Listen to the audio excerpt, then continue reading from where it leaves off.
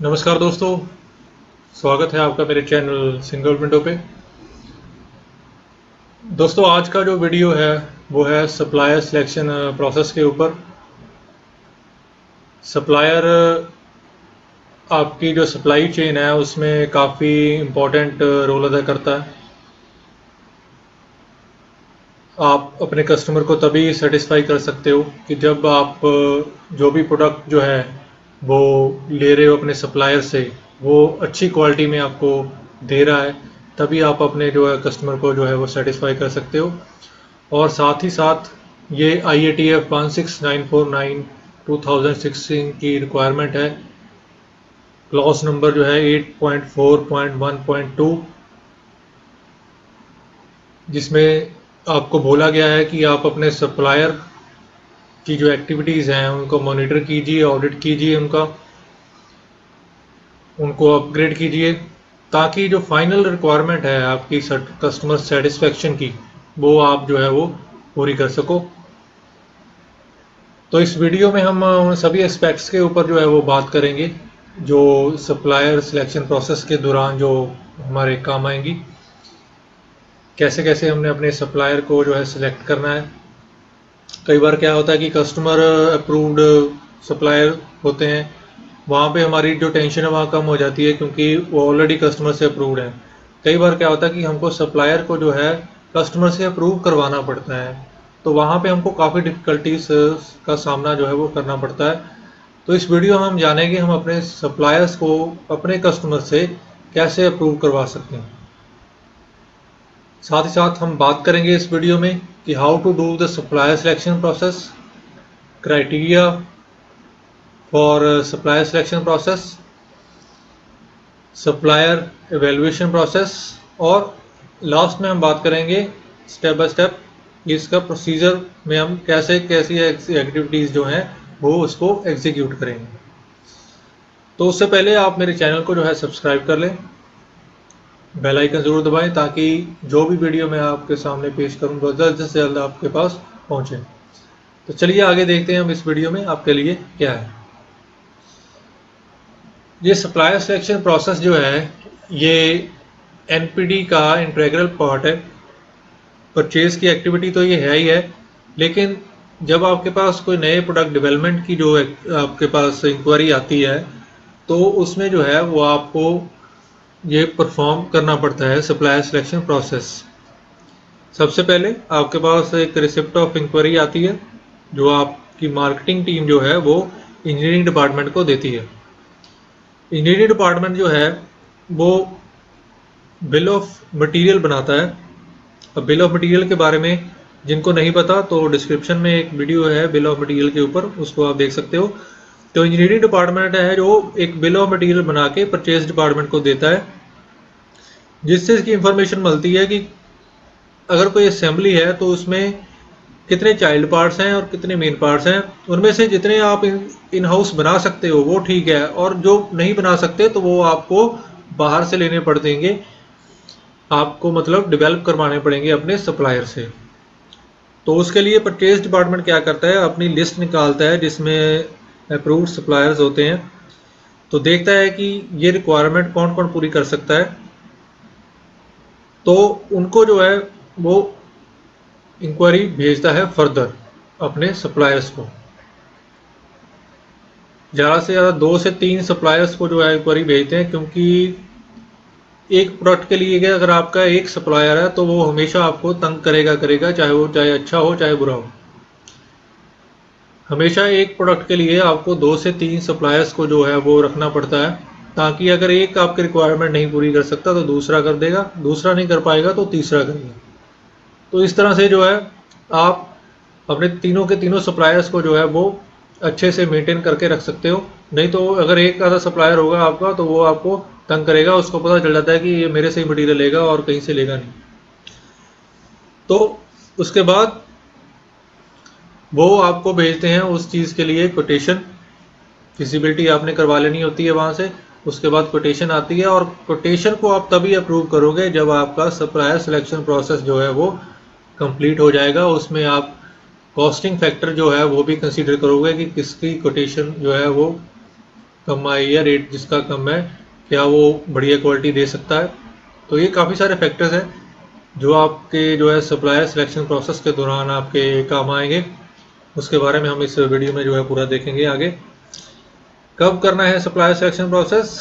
तो जब कोई नई डेवलपमेंट होगी, कोई रॉ मटेरियल में चेंज होगा, कोई बॉर्डर पार्ट है जो आपका उसमें चेंज हो जाता है, कोई कस्टमर से ईसीएन आ जाता है, तो तब आप जो है वो ये परफॉर्म करते हो सप्लायर सिलेक्शन। या कोई आउटसोर्सिंग सर्विस, जैसे आप कहीं से पाउडर कोटिंग करवा रहे हो या सीडी कोटिंग करवा रहे हो, प्लेटिंग करवा रहे हो, तो उसमें अगर कई बार कोई चेंज आया था कि सप्लायर इतने डिफेक्ट्स जो है निकलते हैं कस्टमर एंड पे, तो आपको कोई अल्टरनेट सोर्स ढूंढना पड़ता है, तब भी आपको जो है सप्लायर सिलेक्शन प्रोसेस जो है परफॉर्म करना होता है।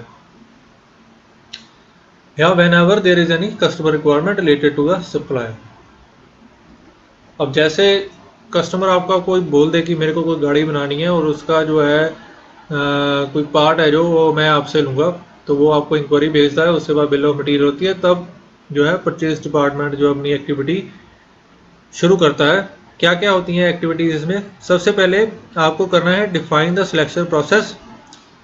उसके बाद selection process inputs, selection resources क्या क्या होंगी, सिलेक्शन प्रोसेस आउटपुट्स क्या क्या होंगी, सप्लायर रेटिंग क्या क्या, कौन कौन से सप्लायर की कितनी रेटिंग है वो भी जो है इसमें आपको कंसीडर करना है। सप्लायर के रिकॉर्ड्स, उसकी ऑडिट रिपोर्ट्स, उसकी कोटेशन, उसका सैंपल सबमिशन होगा, फिर आप उस सैंपल को अप्रूवल दोगे, उसके बाद आपका जो परचेज ऑर्डर या लेटर ऑफ इंटेंट जो है आप उससे शेयर करोगे। क्योंकि जब आप उसको गो हेड दोगे कि आप हम इस प्रोडक्ट के लिए आपको हमने सिलेक्ट कर लिया है और आप इसकी डेवलपमेंट जो है वो स्टार्ट कीजिए, तभी वो डेवलपमेंट जो है उसकी स्टार्ट करेंगे। अब ये और कुछ फैक्टर्स हैं यहाँ पे जिसको आप कंसीडर कर सकते हो जब आप एक सप्लायर को जो है सिलेक्ट करते हो। जैसे कि है सप्लायर असेसमेंट फॉर्म। इस असेसमेंट फॉर्म में जो है सप्लायर आपको पूरी अपनी डिटेल्स जो है वो भर के देगा। ये आप अपनी जो उसकी फाइल होगी उसमें लगा के रख लेंगे, संभाल के रख लेंगे, ताकि फ्यूचर में आपको जब भी ज़रूरत पड़ेगी आप इस असेसमेंट फॉर्म को देख सकते हो। फाइनेंशियली स्टेबिलिटी देखेंगे कि कितना वो फाइनेंशियली स्टेबल है। रिक्वायर्ड टेक्नोलॉजी, उसके पास क्या क्या टेक्नोलॉजी है, क्या क्या, अगर आपको कोई सीएनसी पार्ट बनवाना है क्या उसके पास सीएनसी है या नहीं है, उसकी अवेलेबिलिटी चेक करोगे आप। डेवलपमेंट कैपेबिलिटीज़, क्या वो कैपेबल है डेवलपमेंट करने के लिए उस प्रोडक्ट की। मैन्युफैक्चरिंग कैपेसिटी, कितनी उसके पास मशीनरी है, कितनी लेबर है, वो सब चीज़ आप मैन्युफैक्चरिंग कैपेसिटी में देखोगे।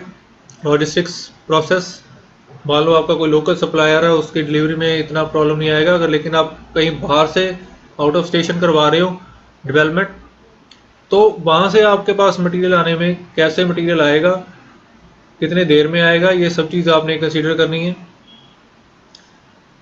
प्रूवन डिलीवरी परफॉर्मेंस, अगर वो आपका एग्जिस्टिंग सप्लायर है तो उसकी जो डिलीवरी परफॉर्मेंस की रेटिंग है उसको आप चेक करोगे। अवेलेबल रिसोर्सेज, उसके पास क्या क्या अवेलेबल रिसोर्सेज है, अगर कहीं आपको हार्ड करवाना है मटेरियल तो क्या वो कहीं और से तो नहीं करवा रहा, मतलब वो फर्दर आपको एक ऑडिट करना पड़ेगा उस चीज़ का। अगर वो इन हाउस ही करवा रहा है तो आप उसको प्रेफरेंस दोगे कि इसके पास हार्डनिंग जो है वो अंदर ही करवा रहा है, इन हाउस करवा रहा है, तो इसको हम प्रेफर करेंगे। लेट टाइम, मतलब आज अगर आपने रिक्वायरमेंट दी तो वो कितने दिन में वो आपको सैंपल जो है वो सबमिट कर देगा। उसके बाद लोकेशन बहुत डिपेंड करती है, उसकी क्या रेपुटेशन है, और volume of the automotive business, उसका जो टर्नओवर है वो कितना है। ये सभी फैक्टर्स जो है आप कंसीडर कर सकते हो वाइल सिलेक्टिंग अ सप्लायर। अब सबसे पहले जो हम एक्टिविटी स्टार्ट करेंगे वो है डिफाइन द सिलेक्शन प्रोसेस। इसमें सबसे पहले आएगा आपका, ये एक तरह से आप प्रोसीजर भी मान सकते हो, स्टेप बाय स्टेप हम प्रोसीजर की एक्टिविटीज़ जो है वो कर रहे हैं। सबसे पहले हम डिफाइन करेंगे सिलेक्शन प्रोसेस को। प्रोसेस स्कोप में आप यहाँ पे वो चीज़ें इंक्लूड कर लोगे जिसके लिए आप जो है बाहर से करवाते हो। जैसे आप कुछ अगर हार्डनिंग फर्नेस आपकी इन हाउस है तो आप यहाँ पे हार्डनिंग नहीं इंक्लूड करोगे क्योंकि वो आप इन हाउस कर ही रहे हो। प्लेटिंग आप बाहर से करवा रहे हो तो आप यहाँ पे प्लेटिंग लिख दोगे कि ये चीज़ जो है मैं बाहर से करवाता हूँ, ये मेरे स्कोप में नहीं है, ये मेरे को बाहर से करवानी पड़ती है। अब जैसे रॉ मटेरियल है, ये भी आप बाहर से लोगे, टूलिंग है ये भी बाहर से लोगे, बॉर्ड आउट पार्ट है, कोई जॉब वर्क करवा रहे हो या कोई आउटसोर्सिंग सर्विसिंग जो है वो बाहर से करवा रहे हो, वो सभी आपके स्कोप में आ जाएंगी चीज़ें।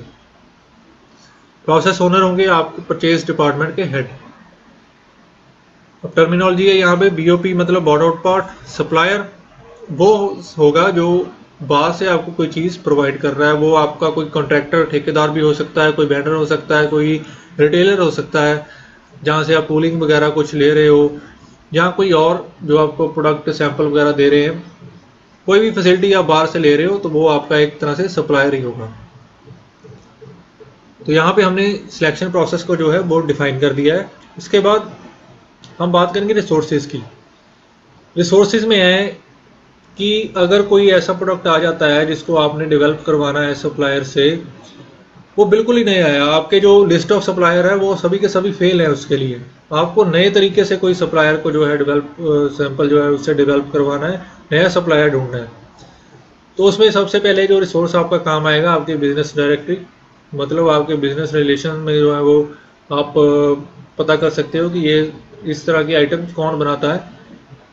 तो वहाँ से आप एक तरह से आपका रिसोर्स हो गया वो, जहाँ आप एडवर्टाइजमेंट दे सकते हो। कस्टमर रेफरेंस, इसमें जो है काफ़ी हमको आसानी हो जाती है जब आपका कस्टमर जो आपको रिक्वायरमेंट दे रहा है वही आपको बता दे कि यार ये मटेरियल मैं वहाँ से भी ले रहा हूँ, तो आप भी इस सेम चीज़ को उस सप्लायर से डेवलप करवा लो। तो यहाँ पे हमारा आधा काम खत्म हो जाता है, क्योंकि वो पहले से अप्रूव्ड होता है सप्लायर, और दूसरा उसका अगर अप्रूव्ड है तो उसकी क्वालिटी भी बढ़िया होगी, तो आप फाइनल अपने कस्टमर को सेटिस्फाई इजीली कर देते हो। पास्ट एक्सपीरियंस, अपना जो आपका एक्सपीरियंस है पास्ट में कि आप यार नॉलेज होती है बंदे को कि यार मेरे एरिया में ये बंदा काम कर रहा है और इसमें ये डेवलपमेंट होती है, ये बंदा ये पार्ट बनाता है, तो वो आपका एक्सपीरियंस होता है, उससे बेसिस पे आप कंसिडर कर सकते हो कि पास्ट रिकॉर्ड्स हैं आपके पास, जिससे आपको पता है कि ये सप्लायर जो है ये अच्छा है, ये बनाता तो नहीं है लेकिन ये बना सकता है, इसमें कैपेबिलिटी है, उस बेसिस पे वो आपका एज ए रिसोर्स काम करेगा। अब आपके सिलेक्शन प्रोसेस के लिए इनपुट्स क्या क्या रहेंगी। सबसे पहले आपकी रहेगी क्रॉस फंक्शनल टीम, जो आपको बताएगी कि इसको कैसे डेवलप करवाना है और कहाँ से डेवलप करवाना है।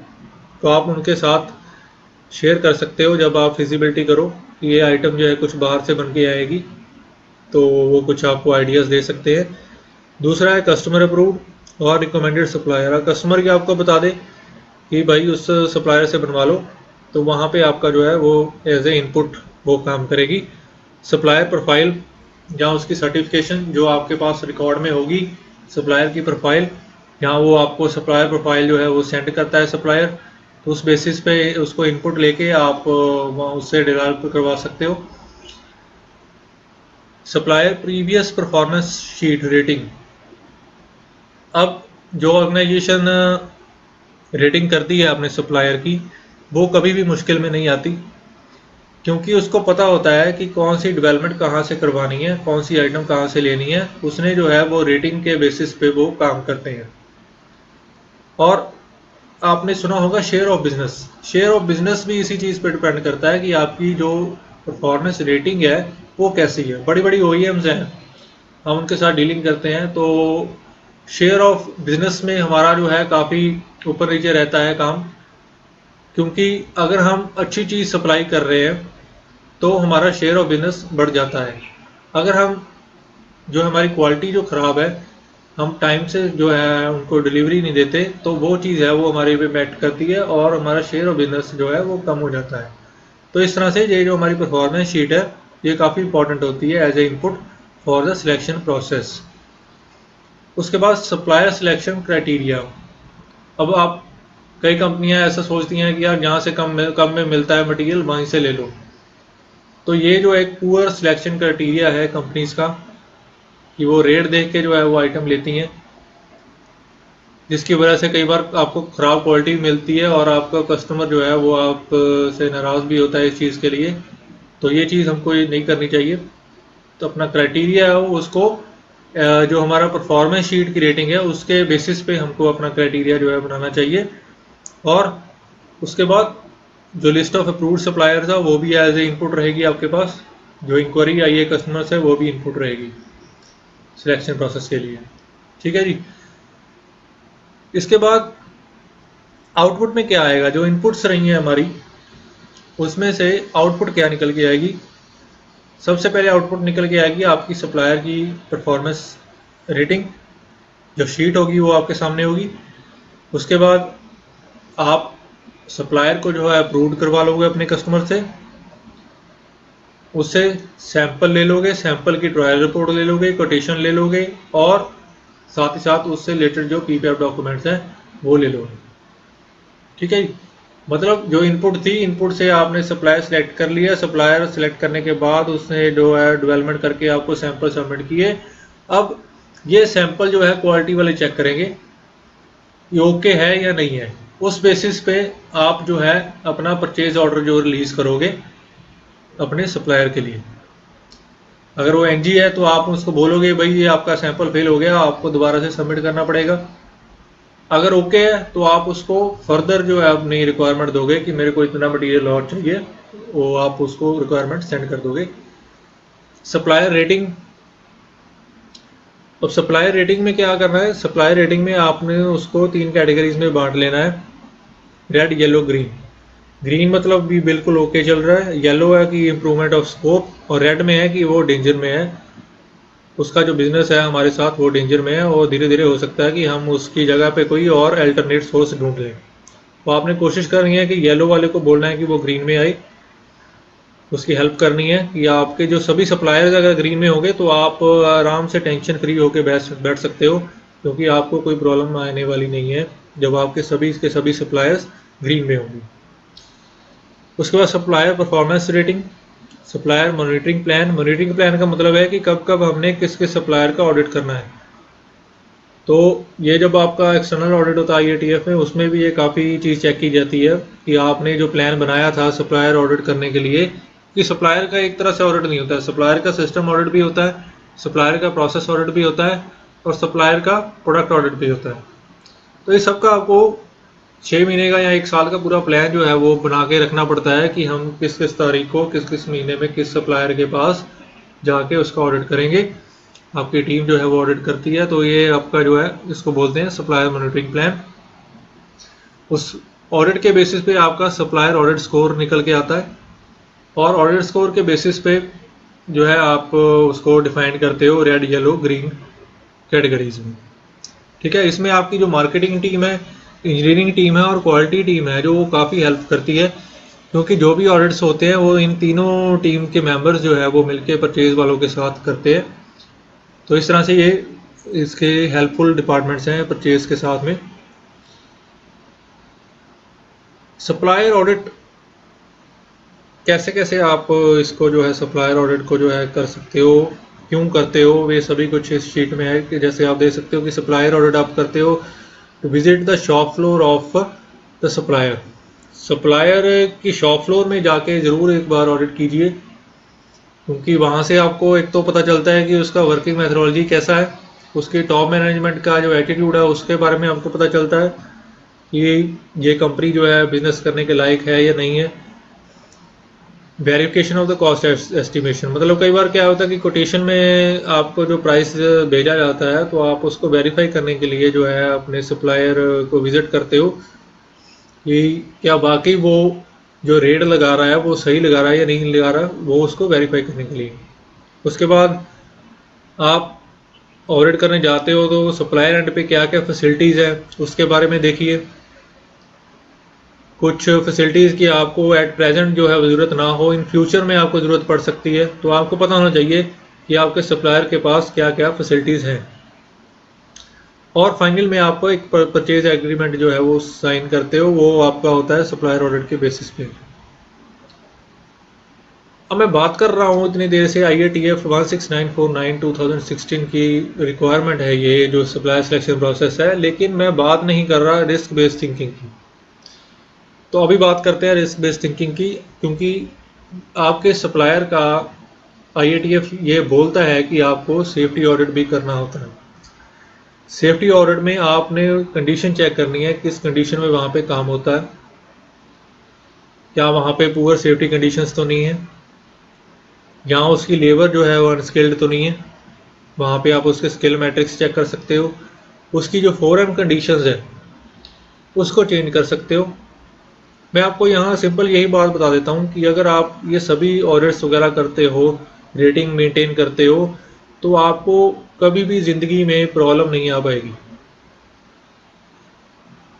अगर आप इन चीज़ों को इग्नोर करते हो तब आपको प्रॉब्लम आएगी, चाहे आपके सिस्टम में ये चीज़ें हों, बट आप प्रैक्टिकली इनको नहीं करते हो तो आपको प्रॉब्लम आएगी। अब जैसे ये कंटीजेंसी कंडीशंस हैं, ये काफ़ी जो है कई बार जो है सप्लायर हमको बहाने लगाता है कि यार मैं इतनी देर में मटेरियल नहीं दे पाऊँगा, मेरे को ये प्रॉब्लम है, मेरे को ये प्रॉब्लम है। तो अगर आपने कंटीजेंसी प्लान जो है वो उससे भरवाया होगा सही तरीके से, उसने सबमिट किया होगा आपको, आपने उसको चेक किया होगा, वेरीफाई किया होगा, तो ये जो प्रॉब्लम्स हैं ये कभी नहीं आनी चाहिए।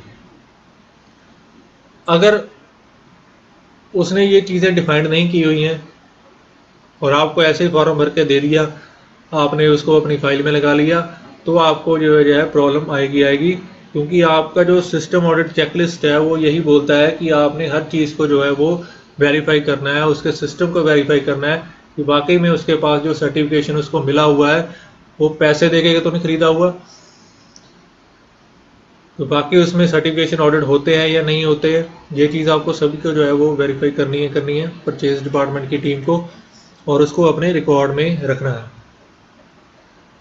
अब स्टेप बाय स्टेप देखते हैं कि कैसे हमने जो पूरा प्रोसेस जो है वो किया है।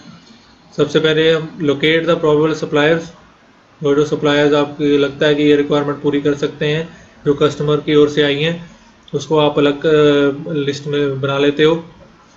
Based on the details provided by the supplier, send supplier assessment form, जो आपकी कस्टमर से जो रिक्वायरमेंट आती है उसके बेसिस पे आप एक फॉर्म जो है सप्लायर असेसमेंट फॉर्म, जो मैंने पहले भी बात किया था, वो भर के भेजता है आपका सप्लायर। उसमें वो लिखता है कि मेरे पास इतना एरिया है, इतनी मशीनरी है, इतनी लेबर है और ये फैसिलिटीज़ मेरे पास हैं, सब कुछ डाटा उसमें होता है।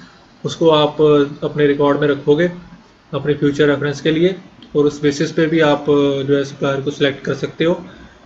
सप्लायर असेसमेंट फॉर्म को रिव्यू करोगे, सप्लायर के पास विजिट कर सकते हो आप। विजिट करने से क्या होता है कि आप काफ़ी चीज़ें जो है तभी के तभी ऑन स्पॉट क्लियर हो जाती हैं। जो उसका system of supplier certified to ISO 9001:2015 जो है, उसके पास अगर सर्टिफिकेशन है, ये मिनिमम तो ये तो होना ही चाहिए, अगर उसके पास है तो आप उसको वेरीफाई करते हो कि क्या उसका सिस्टम जो है वो उसी तरह से काम करता है या नहीं करता है। उसके बेसिस पे आप जो है रिस्क जो है उसका स्कोर निकालते हो अपने सप्लायर का, कि इसके साथ मेरे, अगर मैं इसके साथ काम करूँगा तो मेरे जो है मेरा इतने परसेंट जो है बिजनेस रिस्क है। उस बिजनेस रिस्क की परसेंटेज पे आप उस सप्लायर को रिजेक्ट कर सकते हो, उसकी जगह कोई अल्टरनेट सोर्स ढूंढ सकते हो, या उसको एक्सेप्ट कर सकते हो as a approved supplier. Next point है where the opportunity for improvement exists, advise the supplier to submit the action plan.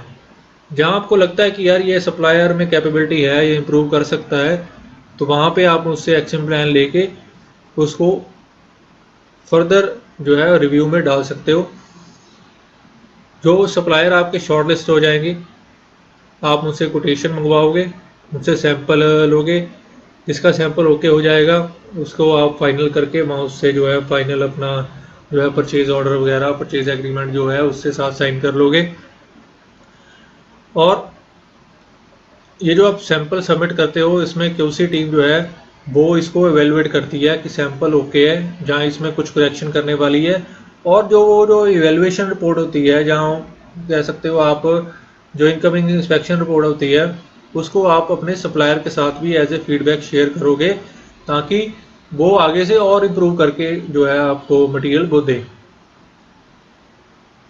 ठीक है, तो ये लास्ट 2 पॉइंट्स हैं, इसमें लिखा हुआ है कि provide the feedback to the suppliers and where the rating is less than 80%।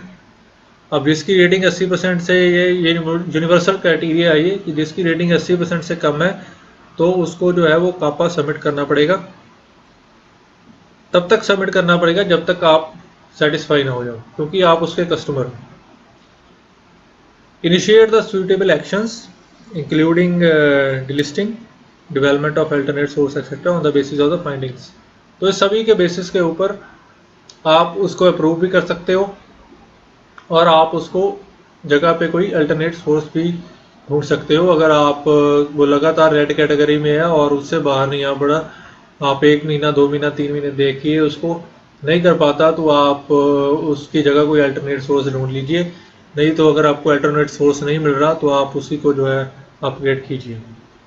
तो इस तरह से ये जो हमारा सप्लायर सिलेक्शन प्रोसेस है ये यहाँ पे हो जाता है कंप्लीट।